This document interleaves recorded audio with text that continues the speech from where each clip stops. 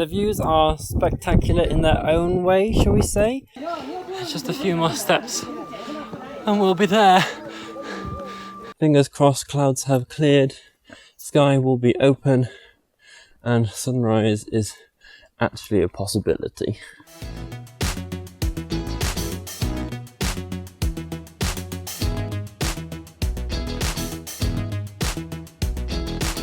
After arriving in Tunxi, we got dropped off at the tourist information place where we have dropped off our big bags because we don't particularly want to be carrying them up the mountain. It's much easier to just have little day sacks that we've packed with all the necessities. So they kindly will be keeping our bags overnight. We now have to go to the Tunxi bus station to catch a specific shuttle bus that will take us into the scenic area and to the base of the mountain where we will begin climbing.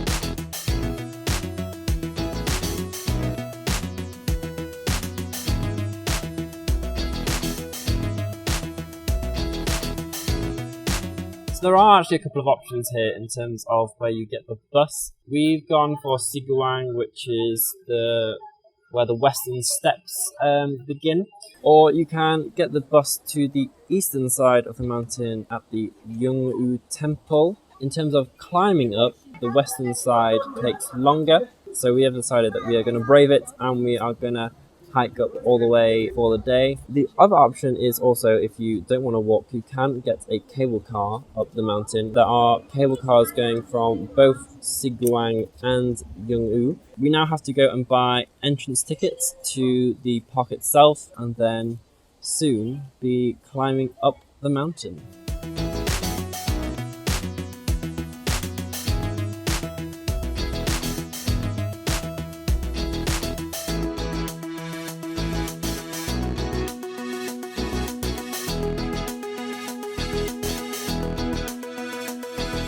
Short climb up the back of the pavilion and you eventually reach the pedestrian entrance ticket checkpoint, and so our walk up the mountain finally begins, and yeah, let's get on with this ascent.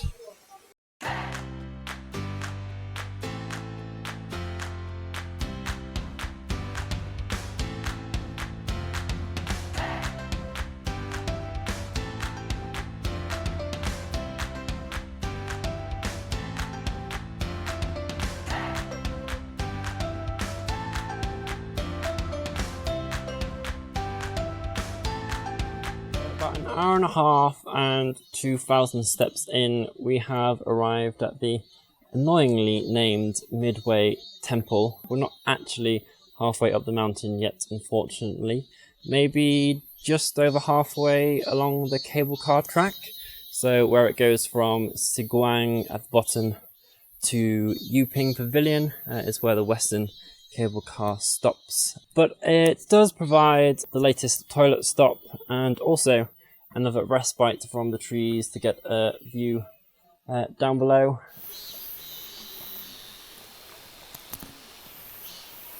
A brief walk up from the Midway Temple, you get two choices in where you go next. You can continue along the main path that takes you up to the Yuping Pavilion where the cable car stops, or you can bear right and head to Tiandu Peak, which according to the guidebook is an hour-long detour but also provides Huangshan's most spectacular views. It's apparently a rather steep climb and there are warnings saying that we shouldn't go up if there are storms. Luckily we're hopefully fine on today's day. We're going to attempt the little steep climb up to Tiandu Peak and hopefully get some really amazing views.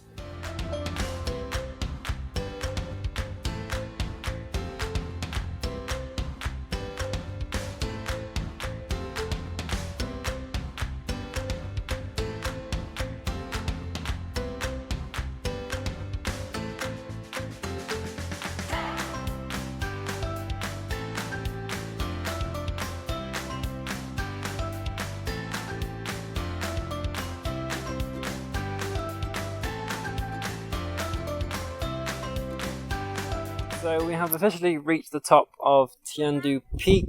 The views are spectacular in their own way, shall we say. Clouds have not been our friend on this one. We have essentially climbed our way back to British summertime, which is great. Yes, not so humid as it was at the bottom. A nice breeze and a bit of spitting rain now as well. But at least it's conditions that we're used to hiking in, rather than this weird tropical climate.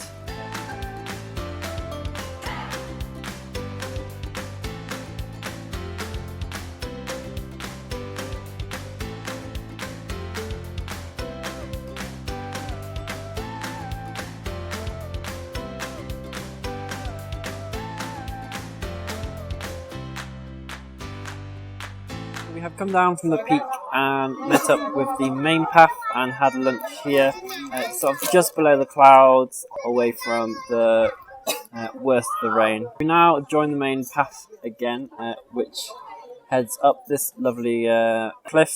Looks like pretty much steps from now on. We've also seen a few people offering to carry you up on seats with different prices depending on how far up or down you go.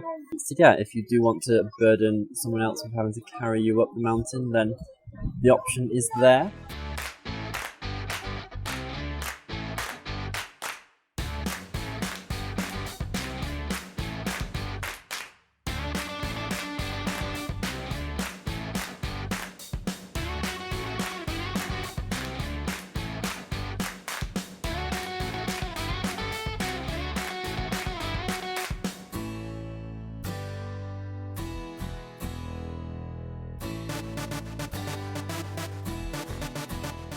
We are officially on the final ascent. Just a few more steps and we'll be there.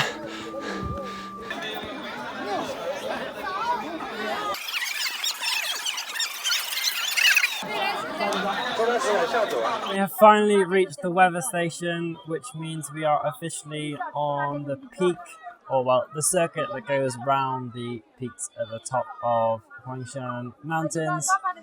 So it took us about 8 hours, including our little detour to Tiandu Peak and numerous photo stops to look at all the views.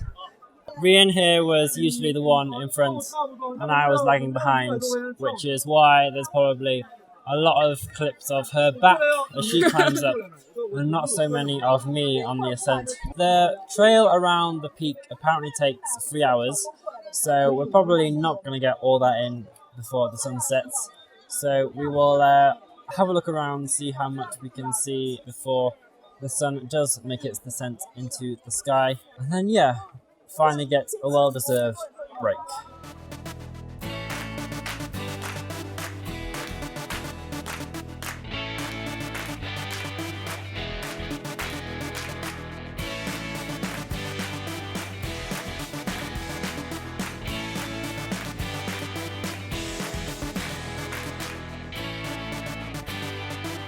Despite the cloud, we actually ended up having a few clear spells. Got a few glimpses of a red sky. So it was nice that after 8 hours of hiking, we did get to see something, and it wasn't a complete downer at the end of the day.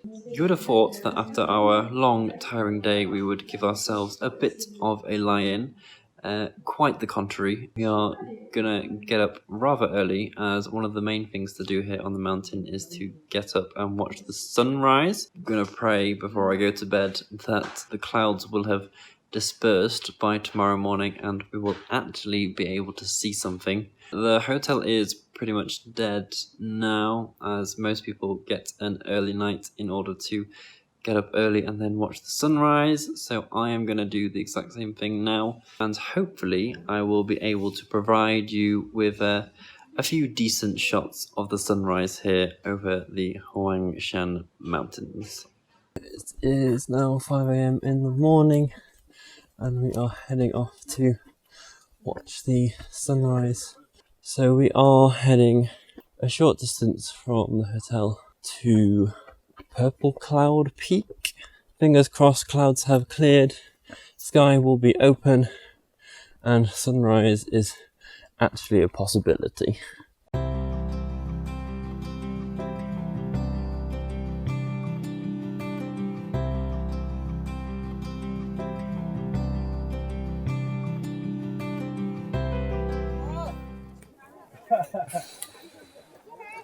So yeah, the clouds really have not been on our side over these past 2 days. We got one small glimpse of a bare patch of sky, but apart from that, just blanket cloud, really.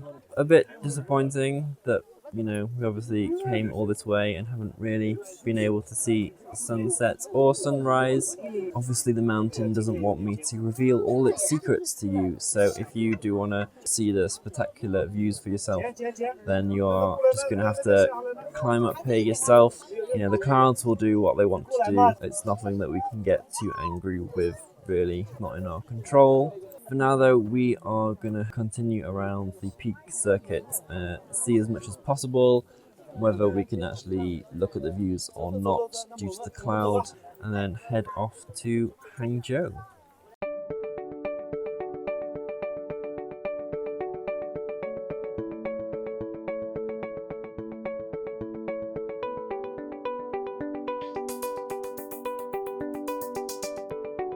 The clouds here actually give the mountains a really interesting atmosphere. It's rather cool to walk around here just in the midst of the clouds and come across new places all the time and see the occasional peak pop through the clouds. And it was nice to at least make it up here and have a bit of a walk around rather than not come up at all.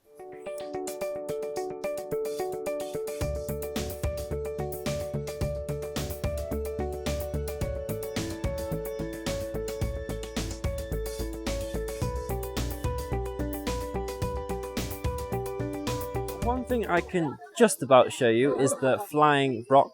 It's normally a place where you would come and watch sunset. Obviously, while we've been here and the clouds hasn't really been great for that. It's still an interesting structure sticking out of the skyline, even in the clouds.